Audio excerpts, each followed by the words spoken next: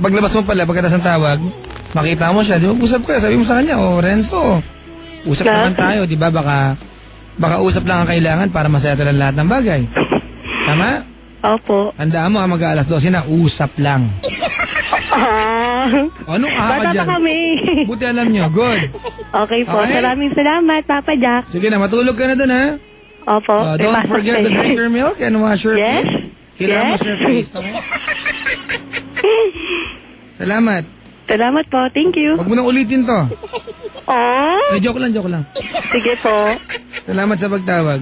Okay po. Thank you. Thank you. Okay na? Okay na. Okay na ba? Okay po. Okay na, ha? Okay na. Okay na nga? Okay na nga, Okay na yata, no? Okay na ba talaga? Sige. Maureen! Pa. Babay na ba? Kayo. Babay na nga. Babay na yata. Babay ba? Anong babay na? Sige na. Babay na ba? Babay na. Babay na nga. Opo. Babay ba talaga?